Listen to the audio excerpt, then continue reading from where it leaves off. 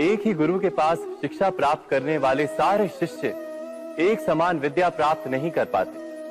सारे शिष्य गुरु की बातें सुनते हुए अवश्य दिखाई देते हैं, उनकी पूजा करते हुए दिखाई देते हैं, किंतु एक समान विद्या प्राप्त नहीं कर पाते। क्या कभी विचार किया है ऐसा क्यों होता है? सत्य तो यह है कि विद्या प्राप्त ना कर पाने वाले शिष्य समर्पण का दिखावा तो करते हैं, किंतु समर्पण का वास्तविक अर्थ नहीं समझ पाते। गुरु के चरणों में फूल चढ़ाने से अथवा गुरु का आदेश मानने मात्र से क्या समर्पण सिद्ध होता है? नहीं।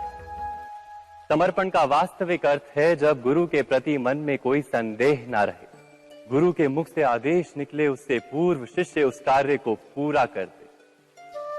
गुरु के विचारों के साथ शिष्य के विचार एक हो जाए।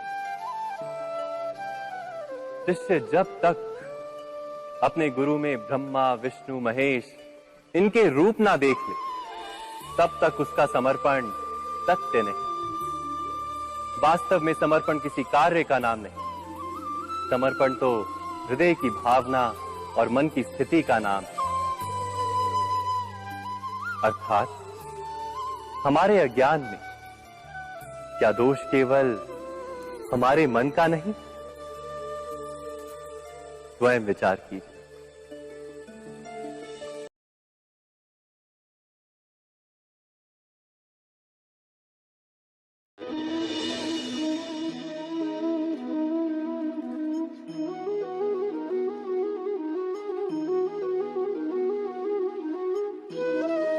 ज्ञान प्राप्ति सदा ही समर्पण से होती है, ये हम सब जानते हैं। किंतु समर्पण का वास्तविक महत्व क्या है? क्या हमने कभी विचार किया? मनुष्य का मन सदा ही ज्ञान प्राप्ति में विभिन्न बाधाओं को उत्पन्न करता है। कभी किसी अन्य विद्यार्थी से ईर्ष्या हो जाती है, कभी पढ़ाए हुए पाठों पर संदेह जन्मता है, और कभी गुरु द्वारा दिया गया दंड मन को अहंकार से भर देता है। नहीं, क्या ऐसा नहीं होता? न जाने कैसे कैसे विचार मन को भटकाते हैं, और मन की इसी अयोग्य स्थिति के कारण हम ज्ञान प्राप्त नहीं कर पाते। मन की योग्य स्थिति केवल समर्पण से निर्मित होती है। समर्पण मनुष्य के अहंकार का नाश करता है, ईर्ष्या, महत्वाकांक्षा आदि भावनाओं को दूर कर हृदय को शांत करता है और मन को एकाग्र करता है। वास्तव में ईश्वर की सृष्टि में ना ज्ञान की मर्यादा है, ना ज्ञानियों की। गुरु दत्तात्रेय ने तो गाय और श्वान से भी ज्ञान प्राप्त कर लिया था। अर्थात विषय ब्रह्म ज्ञान का हो या जीवन के ज्ञान का या गुरुकुल में प्राप्त होने वाले ज्ञान का, उसकी प्राप्ति के लिए गुरु से अधिक महत्व है उस गुरु के प्रति हमारा समर्पण। क्या ये सत्य नहीं? स्वयं विचार कीजिए।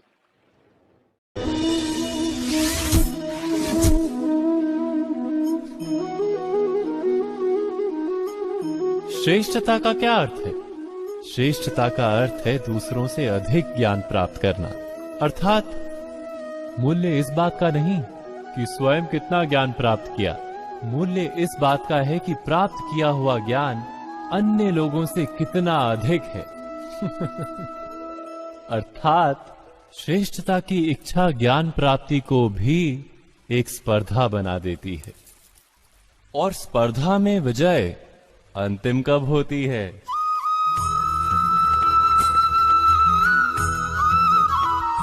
कुछ समय के लिए तो श्रेष्ठ बना जा सकता है, किंतु सदा के लिए कोई श्रेष्ठ नहीं रह पाता।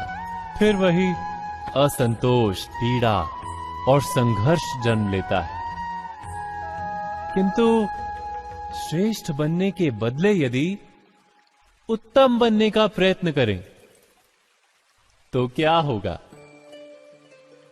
उत्तम का अर्थ है कि जितना प्राप्त करने योग्य है वो सब प्राप्त करना। किसी से अधिक पाने की इच्छा से नहीं, मात्र आत्मा की तृप्ति हेतु कुछ प्राप्त करना। उत्तम के मार्ग पर किसी अन्य से स्पर्धा नहीं होती, स्वयं अपने आप से स्पर्धा होती है। अर्थात उत्तम बनने का प्रयत्न करने वाले को देर अबेर सारा ज्ञान प्राप्त हो जाता है। बिना प्रयत्न के ही वो श्रेष्ठ बन जाता है। किंतु जो श्रेष्ठ बनने का प्रयत्न करता है वो श्रेष्ठ बने या ना बने, उत्तम कभी नहीं बन पाता।